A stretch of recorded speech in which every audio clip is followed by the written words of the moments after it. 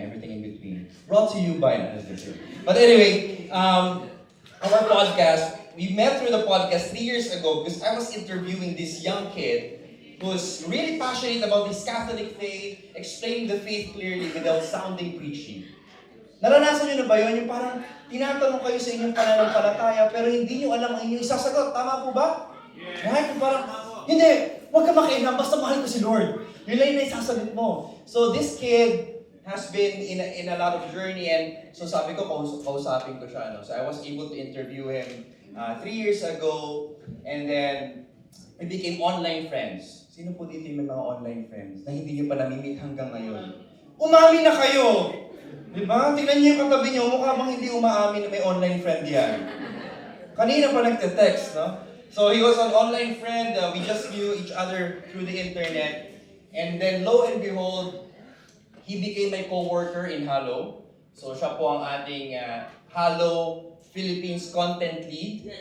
So he's the one writing prayers in Tagalog for me to read. So pag may mga hindi ako maintindihan, pag sinasabi ko, manalangin tayo sa ngalan ng Ama, siya yung magsasabi na, bro, mali yung pronunciation mo. And I would be like, I'm sorry. I'm sorry for my diction. But he's also the Halo PH and he's also the founder of Unboxing Catholicism. And he is here right now, I don't think by accident. It's sabi nga ng atin, no? May mga rason kung bakit nangyayari mga bagay-bagay. He was supposed to fly out yesterday morning. So pwede ko bang i-chika sa inyo kung ano nangyari? Okay lang ba? Yung mas walang gana pa. Okay lang po ba? Okay. So anong nangyari niyan? He was in a month-long journey. He went to Japan and then to the States to have some retreat. And then he also went to World Youth Day. Sino dito naman may nag-World Youth Day dito sa feast ngayon eh, no? So nag-World Youth Day po sila sa Portugal through Halo. Na-meet po niya si Jesus! Yes! Exactly! Ask me how! Yung artista po si The Chosen, si Jesus of The Chosen. He was together with the delegation for the World Youth Day. And then of course after that, naglamyerda pa po itong taong to. Pumunta ng Rome. He's also the member of the Opus Dei to give respect of course to Saint Jose Maria Escriva. And then after that, he went to Geneva. Kilala niyo po ba si Geneva? Anak ng Pasig? Yung mga tumawa, alam doon yung mga edad nyo. Anyway, and then after that, I picked him up in Abu Dhabi. Now ask me why in Abu Dhabi. Ask me why. Kasi daw doon mura yung ticket. So doon mura yung ticket doon, sinundo ko po siya Friday, first time namin nag-meet. Alam mo yung talagang hindi po niya makita yung baggage niya. Yung baggage ng toxic relationships, yung baggage na, hindi ba na ikaw palang baggage siya, no? So, hindi po niya makita yung baggage niya, so, nag-delay po siya na nag-delay. To cut the story short, he didn't get his baggage until yesterday afternoon.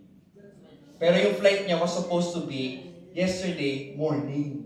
So, meant to be. Tama ba? Diba, meant to be ba yung katabi niyo ngayon? Tingnan niyo nga. Mukha bang meant to be na katabi niyo yan?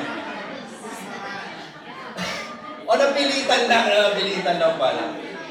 But anyway, this is a good friend of mine and he's been gracious enough to give his time. Sabi ko sa kanya, alam mo bro, since nandilay ka rin naman, saka hindi ka naman naghuhugas ng pinggan sa bahay, pwede bang ikaw na lang din na mag-talk para makapahinga naman ako. So without further ado, I would like to introduce to you Mr. Burns Ordonez Kaazi of Unboxing Catholicism.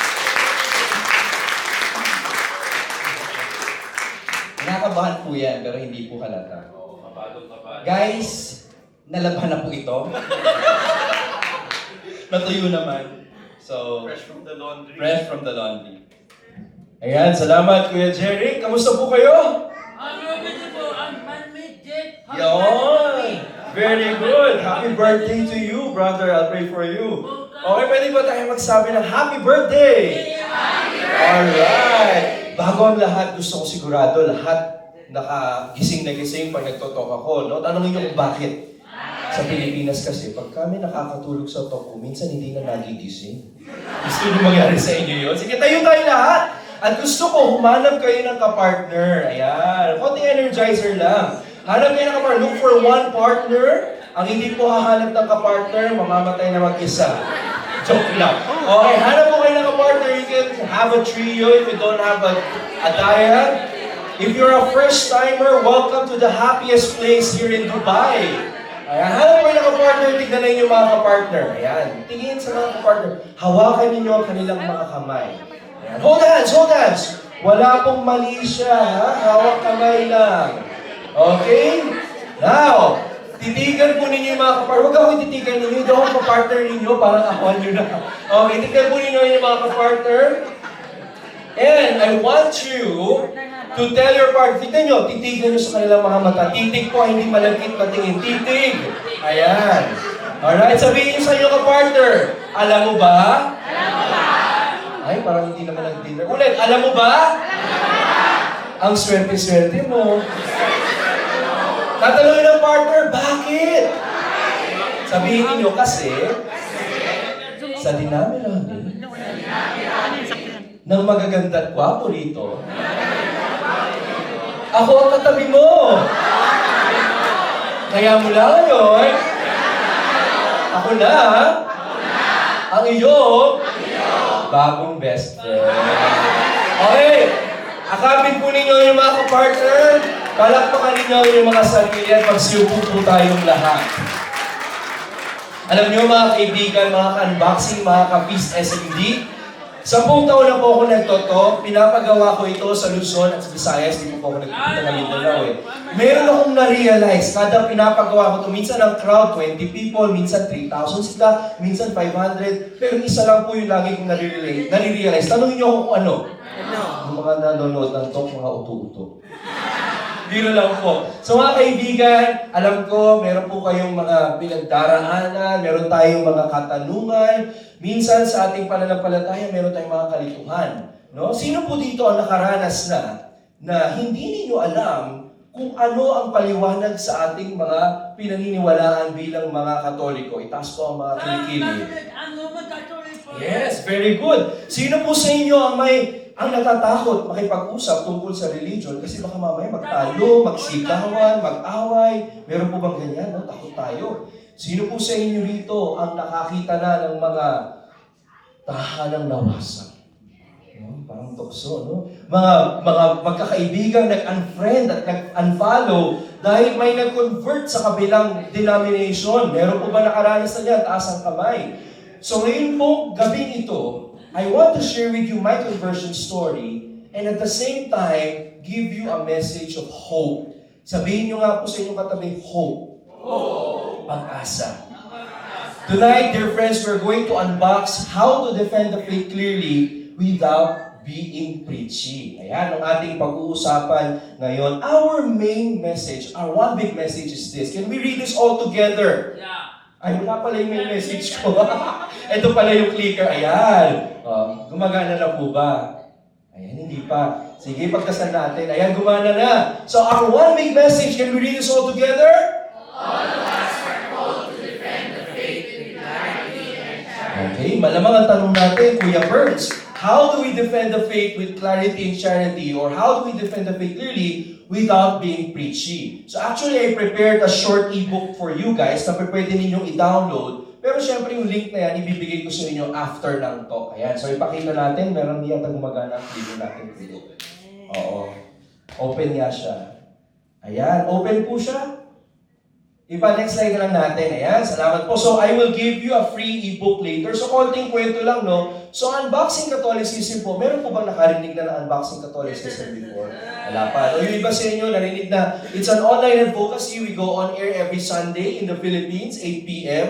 And our objective, our advocacy is, as I have said, to defend the faith clearly without being preachy. So, ito pong advocacy na ito, nag-start po siya podcast lang na simple. Nag-evolve po siya into a weekly Tagalog Bible study. May nakapunta na po ba dito sa Tagalog Bible study na Katoliko? May nakapunta na po dyan. So, we started a Tagalog Bible study that's airing now on Facebook, YouTube, and TV, at least in Visayas sa Pilipinas. At naging grupo na rin po ito ng about 70 plus writers, no, who are writing about the saints and other Catholic topic. And then eventually, after po na maging group ng mga volunteer writers, it became an online community of more than 16,000 people online po, no, sa email list natin. And then it continued evolving. Through the grace of God, it also became a podcast under Brother Bo's network. No? So yung podcast po ni Kuya Jeric Defante, that's part of the Abundance Network. At ngayon po, thanks be to God, through His grace, pati na rin po tayo ng Abundance Network. And you will see in the next bullet, the Unboxing Catholicism is also an advocacy that's featured now on Shalom World TV. And our friends from India are so familiar with Shalom World because it started in Kerala. So mamaya, kikwentuhan ko po kayo tungkol dyan. Now, meron isang detail about me na very important na laging sinasabi sa mga toko na hindi nabanggit si Kuya Jeric. Tanong niyo ako kung ano? I used to be an anti-Catholic Protestant. Okay? Meron na po ba kayong na-meet na hindi Katoliko, na galit sa ating pananampalatayang Katoliko? Siguro kung na-meet niyo po ako noon, ako yun. Dahil alam niyo, may sinabi po ako sa nanay ko na talagang nagulantang siya. Tanong niyo ako ano? Ma, kailangan natin sunugin ang statwa ni Mama Mary at ng mga santo. Narinig ko na po ba yung mga taong nagsusunog ng statwa? Sabi ng nanay ko sa akin, hindi ka ba? Nahihibang ka na ba? Mas matanda pa sa ating dalawa ang mga statwa ang iyan. Tanongin niyo kung ano sinabi ko sa nanay ko, ano? Ma, ang sabi sa Exodus 20, verse 4, Thou shalt not make any graven images of anything that has the likeness of anything that is above and anything that is beneath, and thou shalt not bow down and worship them. Ang sabi ng nanay ko, nga. Siyempre, kapag tayo mga Katoliko, binasahan na ng Biblia, anong reaksyon natin? Nga. So yun po ang storya, no? So yun, ibabahagi ko po sa inyo ang nangyari. May 30 chapters, no, ang aking life story. Ang unang chapter po niyan, yung tinatawag natin KBL Catholicism. Familiar po ba kayo sa KBL Catholicism?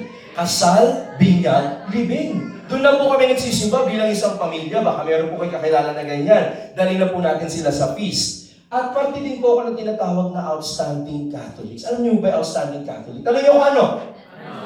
Nung ako po'y bata pa, kami ng nanay ko, papasok ng simbahan, siguro pagpatapos na yung homily, tatayo kami sa labas ng simbahan, standing outside the church. Doon po kami magdadasal. Yun po ang outstanding Catholic. No? So that was the situation before.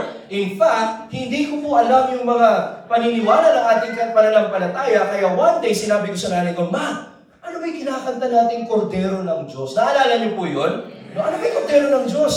Sabi ng nanay ko, anak, seryoso si mami mo, anak, yan ang notebook kung saan sinusulat ni Lord ang pangalan ng mga maliligtas. Siguro kaedad ko si Joseph no, mga 5 years and 8 months. Sabi ko gano'n sa nanay ko, ganun pala, notebook pala ang Kordero. Eventually, na-realize namin mali pala. Ang nanay ko ay nalito sa Kordero at kwaderno. So ganun pong kababaw yung aming pananampalataya bilang pamilya noon. We would go to Mass, nagdadasal sa patay, nagpapadasal sa buhay, nagpapadasal sa malapit na mamatay, amoy patay na hininga, iba-ibang kadasal, no? Nagro-rosaryo, kung ano-anong tradition. I was going through the motion of tradition without having formation. So alam natin lahat tayo, sino po dito pinanganak na Katoliko? Bininyagang Katoliko. Ayan, marami tayo, siguro 99.99%. Parang safeguard, no? Tanggal lahat ng germs. Lahat tayo 99.99% Katoliko ng pinanganak. Pero unfortunately, para sa ating mga hindi parte ng community like Feast, Focus for Christ, no? Soldiers of Christ, El Shaddai, we don't have the formation. So it was so easy for me to transition to the next part of the story, no? So, ang nangyari po niyan, mga unboxing, mga kaibigan, katulad na sasabihin ng ating next slide, na ayaw pong kumilos ngayon. Ayan. So, ito po ang itsura ko noon. Nung inosente pa, wala pang talyawat, hindi pa na in love, hindi pa na heartbroken. No, yan po. I was born and baptized as a Catholic, but, may malaking but, no? I was highly sacramentalized, but insufficiently evangelized. So, kapag kaganyan po, anong mangyayari sa atin, no? Tignan niyo po ang statistics, mga kaibigan. Only 41% of Catholics attend weekly Mass. Sana po kasama tayo lahat dyan, no? At kung hindi man tayo kasama dyan, sana itong talk na ito, may encourage tayo to think, bakit nga ba hindi ako uma-attend sa misa? Bakit nga ba hindi ko kinakalkal at dinidiskubre o tinutuklas ang yaman ng ating pananampalataya? 1 in every 11 Filipino is leaving the church. I was one of them. So nung high school po ako, nagsimula nang magkaroon ng mga invitation sa mga Bible study. So first year high school, mayroong nagsabi sa akin ng isang nakakagulat na pahayag. Tanong niyo kung ano? Bro, do you wanna join sa Bible study? Mga born-again Christians kasama natin. Born-again Christian? Ano ibig sabihin ng born-again Christian? Pinanganak muli? That was the first time I've encountered Christians who are non-Catholics. Siyempre guys, nandun yung crush ko sa Bible study, dagdag pogi points yun. So sumama tayo. Akala ko noon, parang mag-aaral-aral ka lang. Pero grabe guys, alam na alam nila ang Biblia. Sabi ko sa friend ko, bro, di ko alam kung ano unahin ko sa mga requirements natin. Bro, simple lang yan. Matthew 6:33. Seek ye first the kingdom of God and His righteousness, and all these things will be added unto you. Grabe, no, namit nyo, may mga kaibigan ba kayong non-Catholics or born-again Christian na napakaraming alam sa ating Biblia? Nakabisado yung mga Bible verses na kapag kausap ko sila, akala mo, walking Bible silang lahat. No, di ba? May mga ganun. So akala ko, shucks, mukhang totoo yung kanilang pinaniniwalaan. Mukhang mali yung pinaniniwalaan ko. So, meron pa silang isang tinanong sa akin na talagang nagulat ako dahil hindi ko alam ang isasagot ko. Tanungin niyo ko kung ano. Bro, pag namatay ka ngayon, saan ka pupunta? Sa langit o sa impyerno? Ikaw ate, tanungin kita, saan ka pupunta?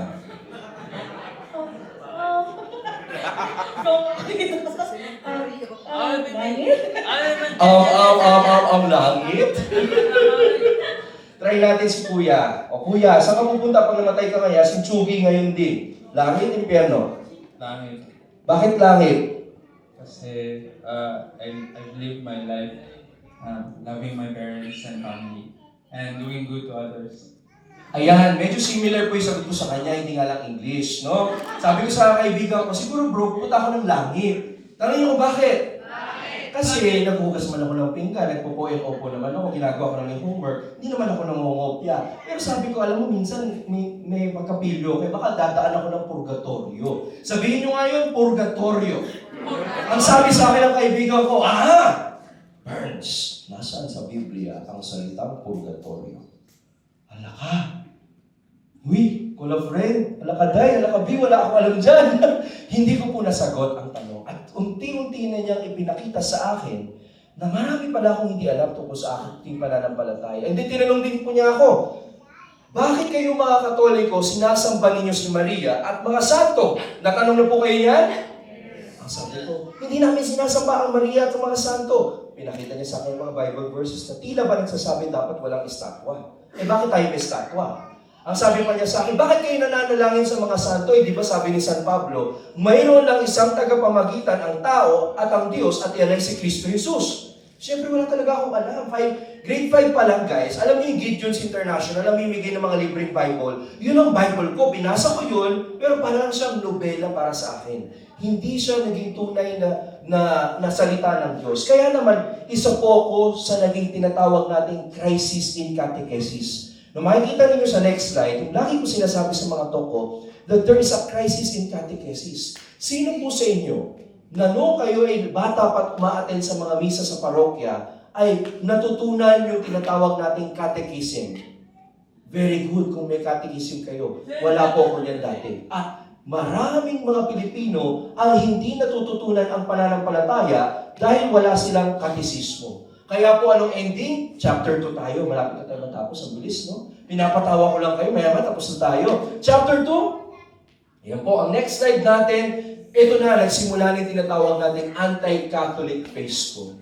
So, unti-unti, na-encourage po ako, na-convert ako to become part of the G12 churches. I don't know kung narinig niyo na po yung G12 church, no? Nag-start po ito sa Venezuela. It's a non-Catholic Christian denomination. At unti-unti, because of this experience, napakabait ng mga kaibigan ko, maraming alam sa Bible, unti-unti ko na rin po niyakap ang kanilang mga pinaniniwalaan. So ano ba ang pinaniniwalaan nila? Una, ang sabi po nila sa akin, ano? At ito po ang pinaniniwalaan ko noon. Kayo raw po, mga nasa feast, ay pupunta sa impyerno. Yan ang turo po sa amin. Ano? Catholics who are not born-again Christians are going to hell. Because they have not accepted Jesus Christ as their Lord and Savior because they have worshipped Mary and added so many things in the Bible. Narinig niyo na po ba yung line of thinking na ang Biblia daw ng mga Katoliko ay mayroong dagdag na 7 libro? No? Mamaya, pwede natin pag-usapan, pero ang katotohanan po niyan, mga kaibigan, ayon sa kasaysayan, ang 7 libro na sinasabi ng mga kaibigan natin hindi Katoliko na idinagdag ay parte po ng original na scriptures. Ang katotohanan po, no, noong 16th century, meron pong mga Protestant reformers na hindi umayon sa turo ng simbahan at sa turo ng ating pananampalataya, magpasasimula pa lamang at unti-unti po nilang tinanggal ang mga 7 libro na ito sa pamamagitan ng sarili nilang opinion. So imagine niyo to, no? May isang senador, ayaw niya sa Constitution ng Philippines. Ayaw niya sa saligang batas natin. Bigla siyang nagdeklara ng sarili niyang bansa, binago yung mga batas. Ganun po ang tunay na nangyari. No, if you want to go into the details, perhaps there's a Q&A later. I don't want to bore you yet with that very detailed discussion on apologetics. And then, I learned, no, that Catholics worship Mary as a goddess. Yun daw po, no, saints are being worshipped as gods. At ang sabi pa po ng mga natutunan ko noon, Catholics have invented teachings or traditions. And ang pinaka-kinikilabutan po kung pag naaalala ko yung huli. The Holy Mass was a satanic ritual that kills or crucifies Jesus again and again. So yan po yung mga pinaniniwalaan ko noon. Pero alam niyo mga kaibigan, ang ating pong Panginoon ay buhay. Naniniwala ba tayo, amen ba, that Jesus is alive? Yes. That the Holy Spirit moves in the church? Yes. Amen? Amen?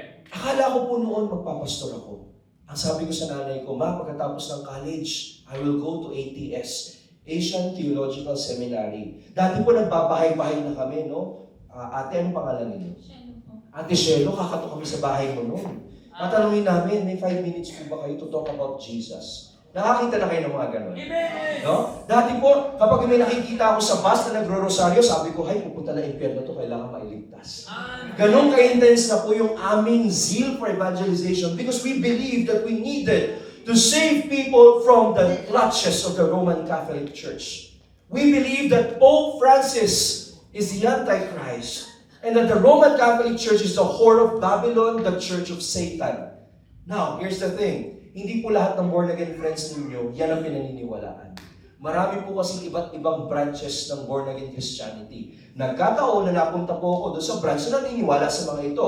Pero sabi ko nga po sa inyo, may awa ang Diyos. Can you say awa? Awa. At alam niyo, may trivia ako sa inyo. Tanongin niyo kung ano? May nagsabi sa akin na ang meaning pala ng aking apelyido sa Ilocano ay kawawa, kaasi. Ang sabi ng isang pari sa akin, in fact, it's not a priest, it's Bishop Ted Bacani. Nung nag-meet kami ni Bishop Ted Bacani, ang sabi niya sa akin, alam mo, ang ibig sabihin ng iyong surname ay awa, mercy. At naramdaman ko po ang awa ng Panginoon nung ako ay napunta sa isang universidad na hindi Katoliko, isang universidad na inirekomenda sa akin ng isang protestante that ended up changing my story. Gusto niyo po ba malaman kung anong nangyari? Puntahan po natin yung next slide. So I got a scholarship in the University of Asia and the Pacific, or UANP. Isa po itong university sa tapat ng Starbucks, doon po sa Ortigas. Alam niyo ba itong school na ito? Yes. Are you from UANP? Oh my goodness! Thanks be to God! Di ko alam yun, ha? So I graduated from UANP.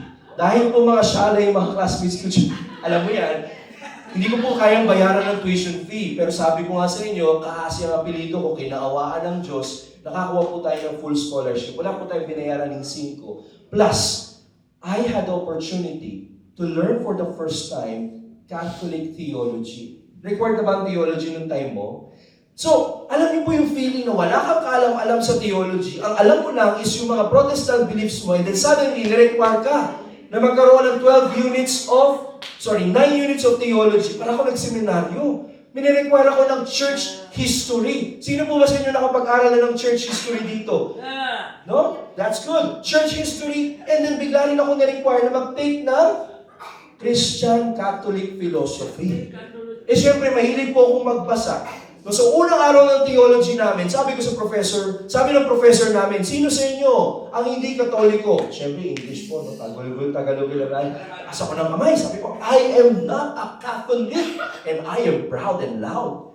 Kasi paniniwala ko, bilang isang born-again Christian, ligtas na ako, kayo mga katoliko, punta kayo sa impyerno.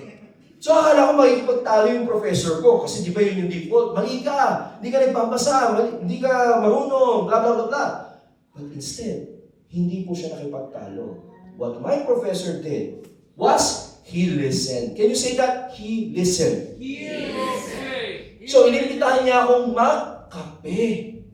So, sabi niya, Burns, kape tayo, no? Usap tayo. So, syempre, nung inimbitahan niya akong magkape, hinahanda ko na yung sarili ko. Eto na. Pwede ko na i-convert yung professor ko. Yabang no? Syempre, nung pagpasok ko sa office niya, nakaredy yung pagkain, yung kape. Sabi niya sa akin, so, tell me your story. I want to learn your story. I was blown away. I was preparing to convert him. He's a Catholic. Remember, I was a Protestant who knew a lot about the Bible at that point. And yet, this old man, because he's really old, mamaya papakita ko yung picture sa inyo, parang lolo ko na siya nung nabig ko, no? He did not want to argue. He wanted to listen. So that's one of the lessons in defending the faith clearly without being preachy. Sometimes, nagiging defensive tayo pagka meron tayong kausap na iba ang paniniwala. It doesn't have to be a Protestant or a non-Catholic Christian. Sometimes, we talk to a Catholic who has a different view of the world. A Catholic who is living in sin. A Catholic who doesn't understand the faith. And sometimes, kating-kati tayo, gusto ko siyang i-correct. But this man knew what was wrong with me, but he patiently listened. Alam niyo ang ending? Tanong niyo kung ano. We became very, very good friends. So after nung class ko, naging magkaibigan kami. He started sharing with me his, interest. Kahit magkalayo kami ng edad, we hit it off. Para siyang naging father figure ko, para siyang naging tatay ko, na lolo ko na rin. No, so, ang dami namin na pag-usapan, but there is one thing that he never tried doing to me. Ask me what? He never told me that I was wrong. Di ba, Burns, dapat sasabihin natin mali? There is a way to say that without making it sound so preachy. And that was true friendship. Sabi niya sa akin, no? Meron siyang sinabi sa akin na hindi ko makakalimutan. Tanong niyo kung ano? Ayan, gising pa pala kayo. Burns, you know a lot about the Bible. You know a lot about, your ministry. You go house to house. You do all of these things. But you are missing out on the most important thing in the Christian faith. So that's my mentor. That's Roque Carvalho. Sabi ko kay Roque, what am I missing? I know the Bible. I know I'm saved. I go to a church na maganda yung praise and worship. Masarap ang pagkain namin after service. Yes. No? Di ba? Sa face, masarap ang pagkain. Di ko alam kung may pagkain kayo dito. Biro lang po yan. And then he told me something that really shocked me. Ask me what? You are missing out on the Eucharist. What? What? What the heck is the Eucharist? And the old Catholic Church and the truth Catholic and the truth of I said that some people that for the cemetery happy that the night and it's of happy birthday, 84th birthday, but the mother happy birthday to me as the second time. See, dapat Christian tayo kapassionate sa Eucharist. So sabi ni Roque sa akin, you are missing the most important element or aspect of our Catholic faith. Yeah. Kasi Eucharist, ako naman, kung naririnig ko lang yun, Liturgy of the Eucharist, ano ba ibig sabihin ng Eucharist na yan? Hindi ko siya pinansin. Yun ang ending, no? But guys, I told you, the Holy Spirit is alive. Naranasan nyo na ba sa ating pananampalataya? Minsan hindi nyo naintindihan, pero yung habang naliligo kayo, habang nagsashower kayo, habang nagka-number 2, bigla lang papasok sa isip nyo yung sinabi ng kaibigan natin o narinig natin sa isang homily, sa isang K-drama, or sa kahit ano. That haunted me. Paulit-ulit pumasok sa isip, ano ba yung Eucharist na yan? Bakit ko siya namimiss? Can we all say that out loud? Eucharist. Eucharist.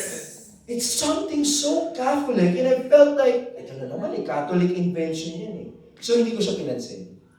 I left it in the shelf. But something else happened 3 years from that. When that conversation happened, nasa first or second year college ako, nung magpo-4th year na ako, may fruit ulit nangyari. Tanungin niyo kung ano? Bumisita po ang isang mahalagang tao sa Pilipinas. Kilala niyo kung sino? Si Manny Pacquiao. Mahalaga naman siya, no? Pero ito, mahalaga rin to. Mas mahalaga nga lang sa kwento natin ngayon. Gusto ko rin namang mamit si Manny, no? Pero galing nun, kuya. Thank you. Nakainom ako ng tubig sa intermission mo. Bumisita si Pope Francis. Amen, brother. Amen. O, fist bump tayo. Yan. So, bumisita si Pope Francis. At that time, guys, take note, I was taking theology classes. No? So, medyo bumalik na yung respeto ko sa mga Katoliko. Nung pumasok ako ng UANP, I thought, lahat kayong Katoliko pupunta sa impyerno. Tapos may mga kaibigan ako, after ng lunch break namin, iimbitahan nila ako, sabi nila, Burns, bisitahin naman natin si Lord. Ano natin bisitahin si Lord? Nasa langit, papasok kami sa isang kwarto. Bigla sila magkagaganyan. Nakakita kayo ng mga Katolik sa ganyan. Tapos kapag naka-expose yung host doon, bigla sila magbabaw. Sabi ko, ay naku, idolatry na naman ito mga Katolikong may katok na ito. Yung pala yung Eucharist. No? So, unti-unti, to cut the long story short, dahil napakaraming detalye na ito, basahin nyo na lang sa libro ko yung mga nitty-gritty details pag natapos kong basahin at pag binibenta ko na siya. Okay? I got nostalgic. No. Ibig sabihin, parang, sabi ko, bakit lahat ng trabaho kanselado, no? Hindi pala trabaho. Lahat ng klase namin kanselado. We were just right in front of our televisions during that time. Pinanonood namin yung buhay ng Santo Papa. Pinanonood namin yung kanyang pagdating sa Maynila. And habang nanonood ako nito, napaisip ako, bakit kaya wala akong Santo Papa? Flashback grade 4. Naaalala niyo ng mga bata tayo, merong mga teachers na nagpapagawa ng talambuhay.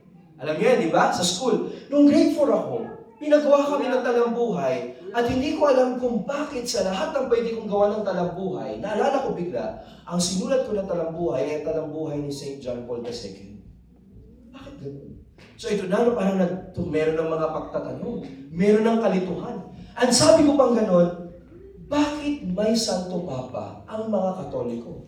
And then I started reading. Mahalaga po na pinag-aaralan natin yung ating pananampalataya. At nung dumating ang Santo Papa dito, nag-post ako sa Facebook.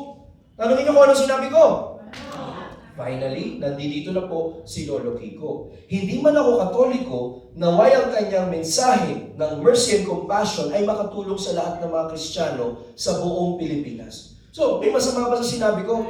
Wala, di ba? But next week, pagbalik ko sa simbahan, sabi ng mga leaders namin, Burns, kailangan ka namin kausapin. At that point, mga ka-unboxing, mga ka-feast, I was already one of the leaders of the church. No? Sa Protestant church po namin, yung pastor, meron siyang 12 elders. Yung 12 elders, mag-disciple po ng mga 12 elders. Think of it as a feast builder, a feast preacher, parang ganon. I was one of the 12. Meron po akong pinapastol, meron po akong nililid na Bible study. I was leading an entire church for some ministry work. And then yet, nabasa nila yun, nasabi sa akin nung isang leader. Tanungin niyo kung ano? Burns, we think Satan is deceiving you. Sa tingin namin, ikaw ay dinideceive ni Satanas. Sabi ko, bakit? What's wrong? Why are you saying that? And then he started telling me, nakita kasi namin yung post mo. Apparently, mga kaibigan, nung gabi na nag-post ako, mayroon din palang nagaganap na prayer meetings among our leaders during that time. And they had a particular prayer intention. Panginoon, sana po walang malinlang ang Santo Papa sa kanyang pagbisita sa Pilipinas. After nung prayer meeting nila, nakita nila yung post ko. Pambihira, may nalinlang na, bilis naman. At leader pa ng simbahan. And you know what? I think this is God's grace. Nung sinabi yun sa akin ng leader ko, my reaction was something I did not expect. Tanong niyo kung ano?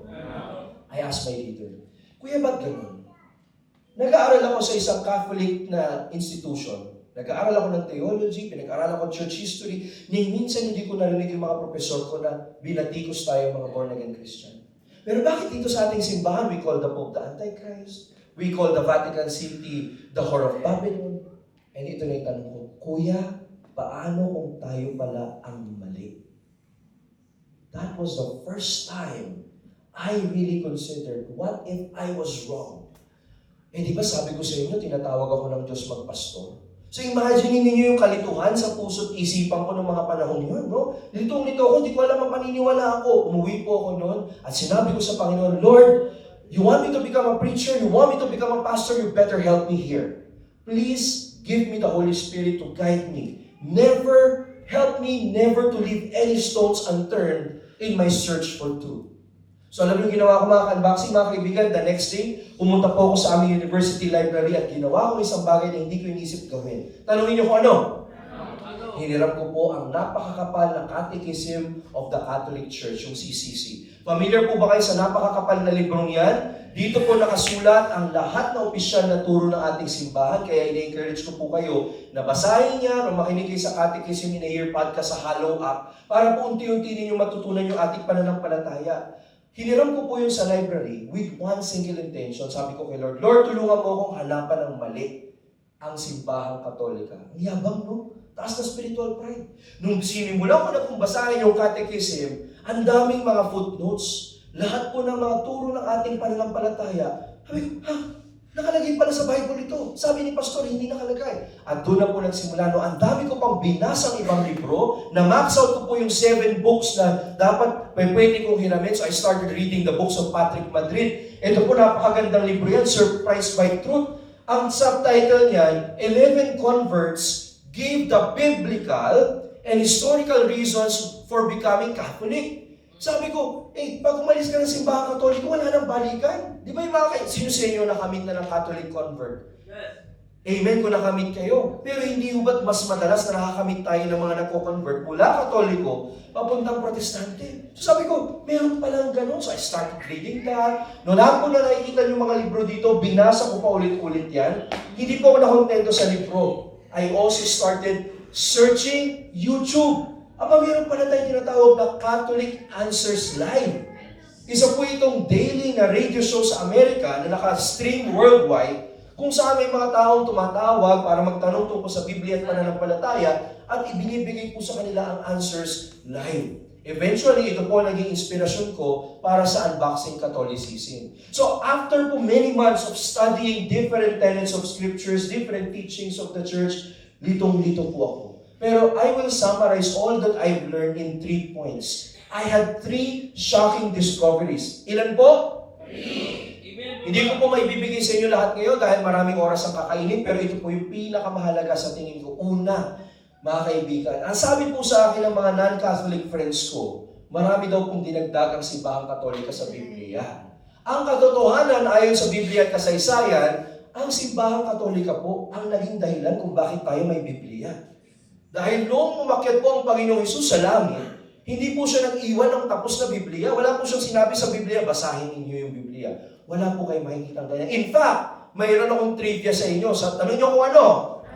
Sa original manuscript ng Bible, hindi nyo nga makikita sa Bible ang salitang Bible. Wala po yun doon. So ang iniwan po ng Panginoon, nung umakyat siya sa langit, ang sabi niya, I will build my church, and the gates of Hades will not prevail against it. Matthew 16:18-19. Iniwanan po ng Panginoon sa atin ang simbahan na ginagabayan ng Espiritu Santo. I was mind-blown by that. Hindi ko po alam na ang simbahang Katolika pala at ang kanyang mga obispo ang bumuo ng New Testament. Dahil 300 years pagkakit ng ating Panginoon, wala pa pong Bible. So imagine niyo itong buong kwarto na ito, punong-puno ng papel yan. Lahat po yung papel yan pwedeng manggaling sa Biblia. Ganun po ang nangyari noon, di ba sumusulat si Pablo. Naririnig ko sa misa ang mga sulat ni Pablo para sa mga taga Corinto, Filipo, etc. Lahat po yan ang mga sulat na nakakalat. Na-discover ko na marami pa palang ibang sulat na nakakalat, pero hindi lahat napunta sa Bible. So ang tanong, sino naglagay sa Bible? Ang malino na sinasabi ng simbahan, ng kasaysayan, ang mga Santo Papa, obispo at simbahan. I was mind-blown. Hindi ko alam yan. Number 2, na-discover ko mga kaibigan, that the early church, yung simbahan na nakagisna ni Kristo, na kanyang itinatag sa lupa, naniniwala kay Maria, mayroon silang misa, mayroon silang kumpisal, mayroon silang kumpil, naniniwala sila sa purgatorio, sa indulhensya, at sa lahat ng mga bagay na pinaniniwalaan natin bilang mga Katoliko ngayon. Historically proven. Bakit ito mahalaga sa akin? Dahil sinasabi po sa akin na lahat ito'y dinagdag lamang. Pero hindi po yun ang katotohanan. At pangatlo, natutunan ko rin po that our Pope today is the 266 successor of Peter. Bakit po ito mahalaga? Pinatutunayan po sa atin ang kasaysayan at pati na rin ang Biblia na kung ano po ang tinuro ni San Pedro ay itinuturo pa rin ni Santo Papa Francisco sa araw na ito sapagkat hindi po nagkaroon ng pagkakataon sa ating simbahan, sa ating kasaysayan na wala po tayong pastol na nagsisilbi bilang ama ng ating pananampalataya. Now, if you have more questions, we can go back to these talking points later, but these are the main things that help me really discern. Teka muna, Lord, bakit ganun? Hiniram ko yung katisismo para patunayang mali ang simbahang Katolika, pero bakit para ngayon, gusto ko nang maging Katoliko? Katolik absent po. Amen. Amen. Kaya ngayon po, ito ang nangyari. Tanungin niyo kung ano? Hindi pa rin ako kumbinsido. Kumausap ako ng mga Bible leaders mula sa iba't ibang simbahan. Nagkape kami, nag-dinner kami, nag-lunch kami, dala ko yung mga libro ko, dala yung mga libro nila. Ilang oras kami nagbalik-taktakan. At the end of the day, hindi nila masagot ang aking mga katanungan. Ang nasa isip ko, kung totoo ang protestantismo, bakit hindi nila masagot ang mga simple katanungan ko? Until such time that I ran out of people to talk to and I found myself doing the unthinkable for a Protestant. Ask me what? I returned to our university. I went to the oratory or the chapel, you know, the Stella Orientis. And for how many years, I've never talked to Mary until that evening. I knelt in front of her and told her, "Tsahe naman eh. Alam ko, sabi ng, the Lord wants me to become a pastor. Pero ba't ang dami kong tanong? Hindi ko alam, ba't ako nandito, Mary?" Then I started kneeling in front of her and just started crying and crying. I told her, "You know what? My pastor told me you can't hear me. My pastor told me this is idolatry that I am kneeling before you. But I don't know why I'm here.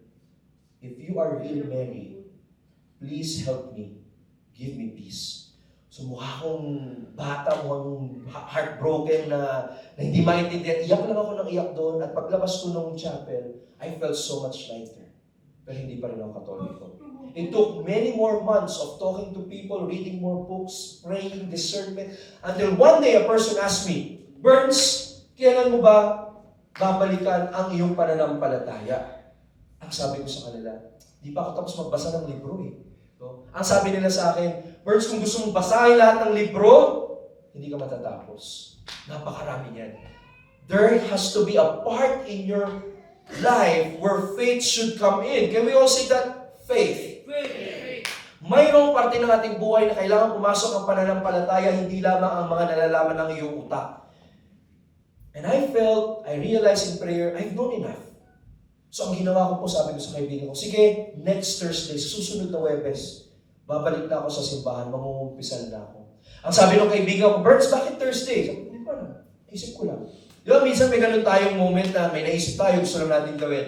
Lo and behold, from that day hanggang Thursday, nagpaalam na po ako sa simbahan namin, kinausap ko na yung nanay ko. Imagine niyo kung sinabi ng nanay ko, no? Nakikita kasi niya, parang ilang buwan na, puro Catholic books yung inuwi ko sa bahay. Ilang buwan na, mula umaga, pagising hanggang pagtulog, naririnig niya yung Catholic Answers Live, naka-loudspeaker.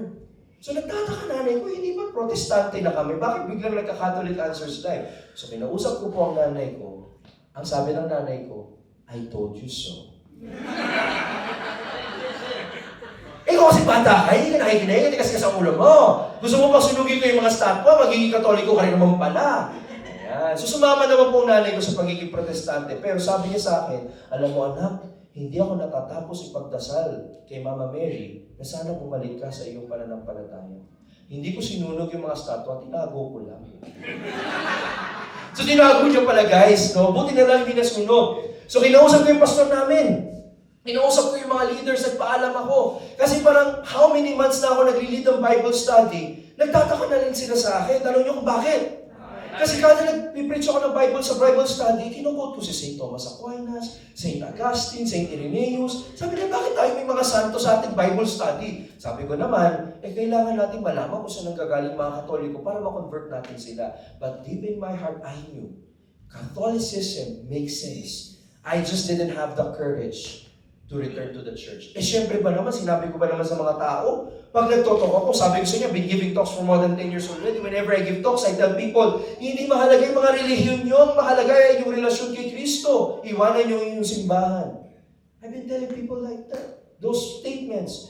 So mahirap sa akin kagatin yung pride ko para bumalik. Pero sa awa ng Diyos, one afternoon on that Thursday, after po ng lahat ng klase ko, pumunta ako sa kumpisalan. After how many years, mga kaibigan, doon ko po naramdaman yung yakap ng ating Panginoon. Sino po sa inyo nakaranas ng mangumpisal at may unload yung lahat sa ating Panginoon sa pamamagitan ng kanyang pare at ministro, lahat ng ating pagkukulang, lahat ng ating kasalanan, at marinig yung pinakamatamis na katagang, I absolve you in the name of the Father and of the Son and of the Holy Spirit. Amen. That was the most liberating and most joyful moment of my life when I heard that. I've never felt the sacraments to be so real, to be so powerful, that those words did not come from the priest, but it came from Jesus himself. I was forgiven, I was accepted, and right after that confession was a new beginning for me. And you know what the priest told me? Ask me what? Burns, there is something I need to tell you. Mary heard you. And I said, Father, yes, I'm here because Mary heard me. No, do you know what day is today? I said, no. I randomly picked Thursday, right? Sabi niya sa akin, Burns, today is a feast of Our Lady of Mount Carmel, July 16. Alam niyo yung paglabas ko po ng confessional, syempre crying baby ako, iyakin tayo. Pagluhod ko doon, gagawa ko ng habang nagpe-penance ako, iyak ako ng iyak. And I realized that Mary did not just bring me home. Sorry, Mary did not just give me peace. That was I was asking for. She has actually brought me home. So after po ng lahat ng yan, naisip ko, ito na. Final part ng ating talk. Alam ko, naboboard na kayo. Pasensya na po, no? I was asking myself, now that I am a Catholic, kakatok ba ako sa mga pintuan para magtanong, Kuya, nakapag-confession na po ba kayo? Ate girl, naka-receive ka ba ng Eucharist? Siyempre, hindi ko alam, no, how do I evangelize now as a Catholic? So after conversion, there has to be another conversion. I had to realize na tayo pala mga Katoliko, may mission pala tayo to evangelize. Can we all see that mission? Balikan natin yung previous slide. Ang sabi sa atin ni Pope Paul VI, na santo na ngayon, evangelization is the deepest identity of the church. Dapat pala lahat tayo nag-evangelize. Akala ko kasi born again lang nag-evangelize, hindi Katoliko. Eh sabi ni St. John Paul II, this is our supreme duty. Sabi pa ni Pope Francis, we have to be actively engaged in evangelization so that we can live up to the Great Commission that was given by Jesus himself, which is to bring souls, to baptize, and make disciples of all nations. Yan pala yung mission natin bilang mga binyagang Katoliko. Pero ang tanong nga, paano? So, nangyari po, after ko pag-aralan ng simbahang Katolika, ay nag-aral po tayo ulit. No? I had to buy a lot of books, enroll in courses, talk to people, and have this one question. How am I supposed to evangelize as a Catholic? At na-realize ko na hindi naman pala ganun kahirap. Lahat pala tayo, kaya natin. And there are only 3 things that we need to remember. Ilan po? 3. Una, okay, summarize na po natin, picturean nyo mga kaibigan. Tsaka may e-book naman ako ibibigay, nandun yung details. So, effective evangelists had 3 things in common. Number 1, okay, mahilig po silang magdasal at mag-discern. May discernment. Pangalawa, sila po ay mayroong puso sa mga kaluluwa. No? They care for people and they have practical skills in dialogue. Doon sa e-book na ibibigay ko, i-expound ko kung ano ibig sabihin ng dialogue dyan. No? Asking the right questions, reflecting, etc., listening, and pangatlo, a deep understanding and wisdom on doctrine. So, imagine niyo 3 circle ho yan. 3 Ds, no? Discernment, doctrine, dialogue. Unahin natin yung discernment. Hindi pa na tayo pwedeng magbahagi ng ating pananampalataya kung hindi tayo nagdarasal. We cannot give what we do not have, sabi nga ni Brother Bo Sanchez. So my encouragement feast is, let's have time for prayer. At syempre, gamitin nyo na rin yung halo para magdasal kayo kasamang boses ni Kuya Jerry. No? So that's discernment. And it is important that we are part of a spiritual community. We have spiritual mentors.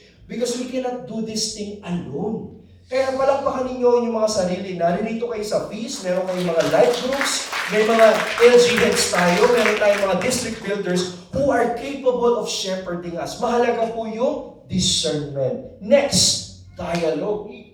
How do we defend the faith? Do we tell people nasty things? Do we insult them? Or do we live up the culture of kindness and encounter? Yung tipong pag meron ba tayong namimit na tao, halimbawa may namit ka hindi katoliko, no? Katoliko iba paniniwala. Sa isip-isip mo, ay, kailangan ko ito i-convert ngayon na, right now, here na. Meron ba kayong namit na isang tao, baka kayo ito, no? Gusto nyo tulungan yung isang feaster or friend niyo na hindi Catholic? Abay, pinaulanan ninyo ng sangkatutak na link sa messenger. Dialogue ba yan, guys? So, unti-untiin lang natin. Because what we want is to develop a welcoming culture. Can we say that? Welcoming culture. Where people can feel safe, understood, and important. It doesn't matter kung yung mga kaibigan natin sa light group ngayon or mga kaibigan natin sa work hindi pa Katoliko. It doesn't matter kung hindi pa nila naiintindihan yung ating pananampalataya. What matters most is we are there, present, in the most important moments of their lives, when they're sad, when they're happy, when they're confused. Friendship is the key. That's what I realized. Not a lot of the ideas we know. Hindi ko ano yung alam natin. It's how we deliver what we know. It's how we allow people to feel that they are loved. Can you say that? Love. No. So, we need that. A lot of apologists na makikita po ninyo, pag sinabi natin apologists, yung mga nagde-defend ng faith, pag nagpunta tayo online, ang toxic na po. Sana po tulungan niyo po ang Unboxing Catholicism at Feast at Hallow na baguhin itong kultura na to. Let's try to be kind online. Bago po tayo magmura o manginsulto online, isipin natin, behind that keyboard, behind that anonymous profile is a soul redeemed by Jesus. Namatay ang Panginoon para sa Kanya, hindi lang para sa atin. That's dialogue, no? Of course, there's a whole training how to do dialogue. Nandun din po sa ebook yung mga tips dyan, no? Talagang bentang-benta na yung ebook, no? Let's go to number 3, which is very important, the doctrine. Can we all say that out loud? Doctrine. Kailangan po natin ng regular formation on scripture, catechesis, and tradition. Sana po maitigil na natin yung henerasyon ng mga Katolikong walang alam sa pananampalataya. Napakayaman po ng ating pananampalataya at napakaraming resources. Yung Langga Speaks Podcast, no? Yung Unboxing Catholicism, yung Hallow. Lahat po ng yan, Catholic Answers Live. Lahat po ng mga bagay na ito, click away na lang mula sa atin. Sana po, bigyan natin ng pagkakataon ng ating simbahan na maunawaan. Sana po mabigyan natin ng pagkakataon yung ating sarili na once and for all, kahit dito man lang sa Dubai, ma-appreciate man lang natin kung ano yung Eucharist. Bakit ba tayo nagpupunta sa kumpisal? Bakit ba tayo nagmimisa? Bakit ba Sunday tayo sumasambay, di Sabado? Yung mga ganitong bagay, lahat po yan mapag-aaralan natin. I wanna encourage you, don't be intimidated. Huwag po kayong mahihiyang magtanong kung may right bed ba nito. Okay, next slide, mga unboxing, no? So, kung gusto niyo po makita yung sample of defending the faith clearly without being preachy, I'm not saying it's perfect, no? Pwede niyo pong panoorin yung aking dialogue with an atheist online. Picture niyo lang po, that's the link. Or i-search niyo na lang po sa YouTube yung Burns Kasi Atheist. Hindi po ako atheist, ha? Yung kausap ko ang atheist. At I suggest when you watch this video, basahin niyo rin po yung comment section. Napakapayapa po sa comment section. And I realized, when two people of different beliefs talk to each other with respect, a lot of people will respect you. That is dialogue in action. I'm not saying I'm the only one who did well here. Panoorin niyo po si Cristel, no? Siniship nila kami sa comment section. No? Pero beyond that, si Kuya tawang-tawa, but beyond that, it's the culture that you could see in the comment section that I want you to realize. So next slide tayo mga unboxing. So ito na nga. Dahil natutunan nga natin itong mga evangelization eklabo na ito, joke lang po, kailangan natin ibahagi sa iba. No? So whatever we learn, we have to share. So I was mentored by a good friend from Couples for Christ who encouraged me to start Unboxing Catholicism in March 2020. Yan po yung logo ko noon, yan po yung itsura ko nung mas payat pa ako. No? Nag-start tayo sa Spotify, Apple Podcast, at yung next slide, ito naman po yung first broadcast ko noong April 21. So sabi ng kaibigan ko, mag-podcast ka na. Sabi ko, anong gagawin ko sa podcast? Hindi mo lang marunong mag-podcast. Magsalita ka lang, magkwento ka lang ng conversion mo. Katulad ng ginagawa ko, nagkwento lang po ako. Akala ko walang nakikinig. Alam niyo po, nung mga after 5, 6, or 7 episode, nung binanggit ko na po yung email address ko sa podcast, may nag-email sa akin from Saudi. Sabi ng taga-Saudi, bro, I stumbled upon your podcast. I'm an OFW. And thanks be to God, I have now decided to go back to the church. Thanks be to God, hindi. Minsan hindi natin alam na meron palang maidudulot yung little things that we do online. So sabi ng friend ko, sabi ni Kirby, from Couples for Christ, yung mentor ko, yung kumpare ko na ngayon, nag-podcast ka na, ba't hindi ka naman mag-Facebook Live? So ginawa ko po every Sunday noon, nung April 21, 2020, sabi ko, magla-live ako ng 15 minuto. 15 minutes. Sabi ko sa audience, pwede nyo panoorin sa YouTube yan. Sabi ko, guys, magla-live lang 15 minutes. Magtanong kayo ng kahit anong tungkol sa pananampalataya, susubukan kong sagutin. No promises, but I will use the catechism in the Bible. Alam niyo po nangyari, naging 5-0, 15 minutes. Ang dami pa ng tanong ng mga tao. Lesson from that, people are hungry to learn the truth. And there is hope for the church. I will repeat that. People are hungry to know the truth and there is hope for the church. Don't let go of that hunger. That will keep us alive. That hunger will bring us to God.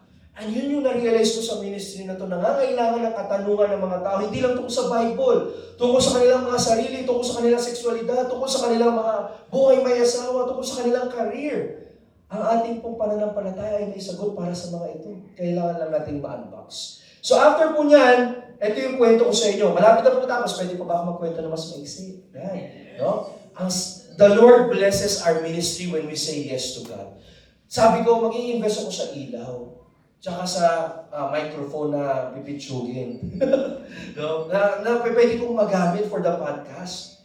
Sabi ko, wala akong pera. So, sabi ko, kung ano lang inaipon ko, yun lang muna. So, gumastos po ako siguro mga 3,000 to 5,000 pesos. Unbranded yung mic, pero decent enough, maganda for podcasting. Di ko pa kasi namimit si Kuya Jericho, kaya wala nang bubudol sa akin eh. So, anong nangyari po, parang reluctant ako gumastos for ministry. Alam niyo, after nung isa kong live, may nag-email sa akin taga-Oman. Tama ba? Taga-Oman ba siya? Taga-Oman. Nanonood pala talaga mga OFW ng mga content na ganito. Sabi po sa akin ni ating taga-Oman, Brother Burns. First time din ako natawag na Brother Burns. Hindi ako sanay. Pero pwede na rin. Sabi niya sa akin, gusto kong tulungan yung ministry. Pwede ba akong mag-donate ng maliit na amount? Alam niyo yung maliit na amount na sinabi niya, na-cover yung initial investment ko. Sobra-sobra pa. May pang Facebook ads pa siya, pang Young Burger. Thanks be to God. Grabe talaga yung support sa atin when we say yes to God. And eventually, nagkaroon po ako ng co-host. Ayan, si Father Franz Dizon sa next slide. Milagro din po kung paano ko naging co-host si Father Franz. Di ko alam to ni Kuya Jerry. Tanongin niyo kung bakit. So sabi ko, nung nag-start ako ng podcast, sabi ko, yung mga Pilipino gusto nakakakita ng pare. Kasi baka pag ako lang, di sila maniwala sa akin. Sabi ko, Lord, sinong pare yung pwede kong i-invite sa podcast? Nabanggit ni Jeric that I am from a community called Opus Dei. Sabi ko, may mga Opus Dei priest pa na nagpa-podcast. At that time, wala pa eh. Sabi ko, sino kaya? Naalala ko na meron akong pare na meet 1 year ago. That was Father Franz Dizon. By chance, nag-meet kami sa Veritas. Narinig lang niya na dati akong anti-Catholic, kinuha niya yung mobile number ko, that's it. Hindi na po kami nag-usap. Sabi ko, bakit kaya hindi ko imbitahan si Father Franz? Pero syempre nahiya naman ako, hindi kami close, di ba? Sabi ko, sige, magdadasal ko muna. Ito yung milagro dyan. Kinabukasan, si Father Franz po mismo ang nag-message sa akin, out of nowhere. Sabi niya, Burns, alam mo may pinagdadasal ako. Bakit kaya hindi tayo mag-collaborate on an online podcast? Lesson, when the Lord wants to continue what the ministry that He has given us, He will make a way. Nagulat ako guys, kinilabutan ako, sabi ko, Father, alam mo ba, iniisip kita kahapon, kinuwento ko, sabi ko, free ka ba po sa Friday, kasi dati po twice a week ang unboxing. So yung aming pong podcast, nagsimula na ganyan-ganyan, hindi namin alam kung anong gagawin until people started giving us feedback, no? May mga nagbibigay na po ng review sa Facebook. Yung dati po na Facebook group namin na 15 lang ang tao, tumaas na po ng tumaas. Ngayon po, nasa 16,000 na yung email community natin. Praise God. Meron na rin po tayong YouTube channel. At ang hindi ko po mapaniwalaan, nung isang araw na naghahanap ako ng mga top Christian podcast ng Apple sa Pilipinas, abay, parang sabi ko, parang pamilyar yung number 93 dito. Paano kaya ito nangyari, ano? No, so, thanks be to God. At one point, siguro mga one day or 1 hour, nasa top podcast tayo sa buong Pilipinas. And sabi ko nga, pakita natin yung picture. Thanks be to God, thanks to Kuya Jeric Defante, our friendship has been very fruitful in the ministry. I am now part of the Abundance Network with Brother Bo Sanchez. At yung next slide, we now do a lot of ministry with our brothers and sisters from India. These are our friends from Shalom World. So they flew from Kerala to feature my conversion story and the stories of other ministries in the Philippines. At nagulat po ako kasi in-invite din ako ng Shalom World to host 3 TV shows. So, i-share ko po ito sa akin, Kuya Jeric. Makikita niyo po ako nag-host ako ng TV shows for Global Catholic TV channel. At ang pinakamalaking plot twist po ng buhay namin ni Kuya Jeric noong nakaraang taon ay kami po ay na-hire sa Halo. No, kung paano ako na-hire sa Halo, hindi ko rin po alam. Dahil nung nag-resign po ako sa dati ko pinagtatrabahuan, wala akong plano. Mayroon lang po akong kaibigan na lumapit sa akin, Burns, sabi niya, ipagdasal mo naman ako. Sabi ko, bakit? Nag-apply ako sa Halo. At talaga, nag-apply ka sa Halo, anong position? Yun nga daw, may vacancy daw po Halo sa Pilipinas. Ako naman, wala akong plano na magtrabaho. Sabi ko, magne-negosyo na ako. Nasa insurance po kasi ako sa financial consultancy sa Pilipinas. Sabi ko, I'll go to business. Cut the long story short, after few months, sabi ng friend ko, Burns, hindi ako na-hire. They didn't get me. No? So, ako nagdududa ako, mag-a-apply ba ako sa Halo o hindi ba ako mag-a-apply? No, sabi ko, noong 2017, dapat magtatayo ako ng audio company, hindi natuloy. Noong college ako, gusto ko magtrabaho sa tech company na Google, hindi rin natuloy. So sabi ko, baka naman this time, matutuloy na siya. So, nag-submit po ako ng application sa Halo, ng try lang. After po niyan, 1 buwan akong walang narinig sa kanila. Nagpunta po ako sa Baguio for a retreat tsaka seminar. Pinagdududahan ko yung sarili ko kung tama ba ginawa ko. No? At nagsimula po ako ng novena for work. Sa Halo, Kuya Jeric, marami tayong novena dyan. Sana subukan nyo. Effective po. Nag-start ako ng novena to my favorite saint, si Saint Jose Maria Escriva. Alam niyo po, na-hire ako on the last day of the novena. Tapos, sabi ko, bakit hindi ko alam na mayroong vacancy ang Halo? Kasi apparently, mga kaibigan, nagpadala pala ang Halo ng email sa lahat ng users sa Pilipinas na may vacancy sila. Abay, hindi ko po nakuha. Sabi ko, paano nangyari yun? Nung na-hire na ako, tinanong ko yung data analytics department. Na-discover namin na nung time na pinadala ng Halo yung email na mag-hire sila, yung phone ko po, nag-install ako ng VPN, Virtual Private Network, para po makapag-download na isang app na available lang sa Amerika. Kaya po pag nag-apply kayo ng trabaho, huwag kayo mag-VPN, ha? Baka hindi nyo ma-receive yung email. So, nag-apply ko ako nung week na yon, doon nila pinadala yung vacancy announcement sa Pilipinas. Hindi ko po nakuha. Ito yung malupit na milagro dyan. Gusto nyo malaman ko ano? Tanong nyo ano? Mga 3 weeks or 4 weeks after kung mag-start sa Halo, sabi ng isang vice president, Burns, may sasabihin ako sa iyo na hindi pa namin sinasabi noon. Ano yun? Siyempre English po, no? Tatagalogin ko lang yung kwento. Sabi sa akin ng manager namin, ng vice president, when we decided to expand Halo in the Philippines and different parts of the world, we looked at Catholic content creators from your country. Guess what? Sabi ko, guess what? We saw unboxing Catholicism. Like, wow, okay. And we told our leadership team, let's pray that we can find someone in the Philippines who does something similar. That's what they said. And then when I sent in my application, they were so surprised. Is he the guy from Unboxing Catholicism? So nakita niyo po yung parang galaw ng Lord, no? Hindi natin maaasahan na ang Diyos pala ay buhay. Ang Diyos pala ay sovereign. The Lord has plans for us, not to harm us, but to prosper us. And then sabi ko, wow, this is pure grace. Wala po akong kinalaman dito. It's just God's grace. That they were praying for me, and I was praying for them, that I get in. And all along they knew me. Kaya pala nung in-interview ko sa Halo, isa lang po yung interview question sa akin. Tell me about Unboxing Catholicism. Kasi noong pa man pala, alam na nila yung podcast. So I'm sharing that to you guys because that is pure grace. And because of me being in Halo, it provided for me opportunities to network with people na dati binabasa ko lang. No? So in the slide, you would see, in this trip, mahigit isang buwan na po ako wala sa Pilipinas. I also went to a conference in Franciscan University of Steubenville. I had a time with Scott Hahn. I don't know kung kilala niyo po si Dr. Scott Hahn. Convert din po siya. Basahin niyo po yung Rome Sweet Home kay Trent Horn, at nalaman po ng Shalom na nasa World Youth Day ako, kaya sabi, mag-host ka nga ng isa pang TV program. So yan po, pinag-host nila ako ng bago po ito. I think this was during before the vigil, no? I hosted a show for Shalom World. At yung pinaka hindi ko po makakalimutan sa World Youth Day experience ko is, I had a 2-hour breakfast with the one who played Jesus in The Chosen, si Jonathan Rumi. Again, I'm sharing these things to you because these are all pure grace. Pero alam niyo po, yung pinaka-thankful ako na grasya sa buong trip na ito. Tanungin niyo kung ano? Yung grasya po na maging parte ng isang pamilya dito sa UAE. So yung next slide, ipapakita ko po sa inyo, ayan. After 3 years, na-meet ko rin po yung aking napakabuting kaibigan mula dito sa Dubai. Palakpakan naman po natin ang pamilya Devante sa kanilang walang sawang pagsuporta sa ating Feast Dubai at sa ating simbahang Katolika. Gusto ko pong tapusin yung aking talk na yun, yung aking sharing sa isa pang kwento. Final na talaga, last na po ito, promise. Sorry na po, chismoso talaga, Marites, kaya maraming kwento. Ito po ay kwento ni Juan. Kaninong kwento? Isip pa ba kayo?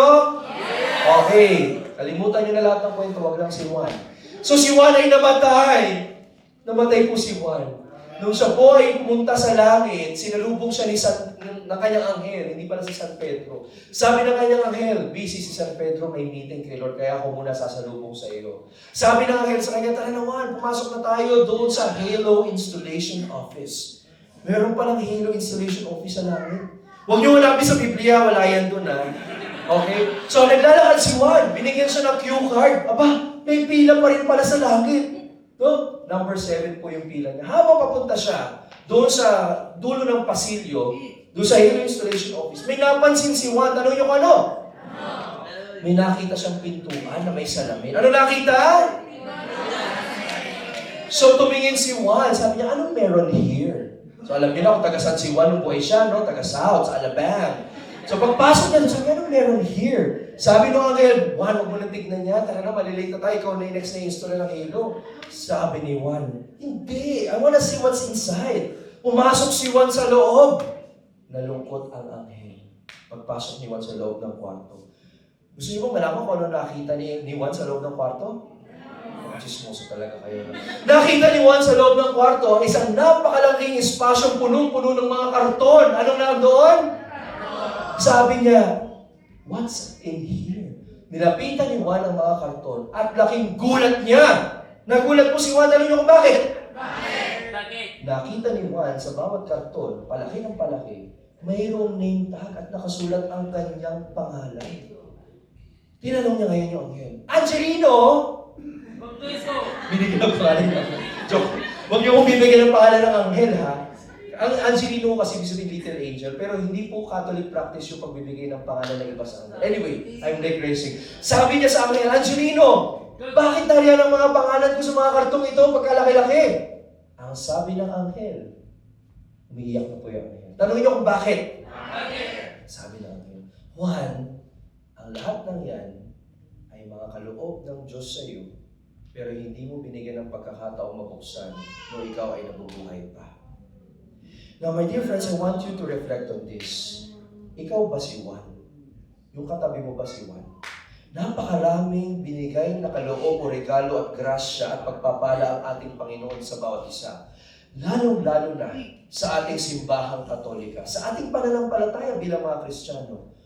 Binubuksan ba natin ito? Are we giving Jesus the chance for us to unbox and appreciate the greatest gift that was signed, sealed, and delivered by God, safeguarded by the church for the past 2,000 years, and that is our faith. My only invitation for you tonight is to give yourselves that chance in a lifetime to unbox the faith so you can defend it clearly without being preached. You have the resources. We have the podcast, we have Halo, we have all of these things. And before I forget it, there's the ebook that I promised to you guys. So kung gusto niyo, bago yung ebook, no, if you wanna know about the Bible, puntahan niyo lang po yung website namin. We've done a Bible study completo from Genesis hanggang Revelation. Ongoing pa po yung Revelation. Pwede kayong mag-join dyan. Libre, online, every Sunday, 8 p.m. Kung gusto niyo ng audio version, nasa Spotify. yung ating pong ebook, ito na yung link sa ebook. Punta lang po kayo sa www.unboxingcatholicism.com/starter guide. And after that, you will also receive email updates from me, and you will know more how to grow deeper in your faith. And syempre, alam naman po natin yung Hallow, it's the world's #1 Catholic prayer app. Meron na po higit sa, actually 12 million na po ang global downloads natin, no? Magdadalawang milyon na po sa Pilipinas at marami na po tayong additional content. Every day pwede na po kayong magnilay gamit ang boses ni Jeric. No? Pwede na po kayong makinig sa Ebanghelyo sa araw-araw na leksyon gamit pa rin ang boses ni Jeric. Pwede po kayo magdasal ng rosaryo kasama ni Marie Sumali, pakinggan si Cardinal Tagle at ang iba pang mga guests natin sa Hallow. So kung ito po ang unang beses niyong maririnig ang Hallow, baka ibig sabihin niyo wala kayong internet sa bahay, hindi niyo pa nakikita yung mga ads na bibiro lang po, no? Hallow.com mga kaibigan, sign up na po kayo. Please use your promo code PRAYMEETEAST to get 30 days free access of Hallow subscription. Burns, bakit may subscription yan? Libre naman po ang content ng Hallow. Meron lang po tayong subscription because we want to continue developing the app and we want to continue supporting hundreds of Catholic ministries around the world. Napakaliit lang po ng subscription ninyo. Mas mahal pa po yata ang pamasahe ng tren dito sa Dubai. At sa inyo pong subscription, you will unlock more than 10,000 exclusive content on the app. With that, ladies and gentlemen, sorry to bore you tonight, but I hope God's Spirit has blessed you. I hope that somehow your curiosity was stirred and you are now interested to unbox the faith further. Thank you so much. God bless everyone. By the way, libre po ang Hallow sa mga pare, ha? Hallow.com/religious. Kuya Jeric, ikaw na mag-explain sa susunod na piece. Thank you, God bless. Glory to God.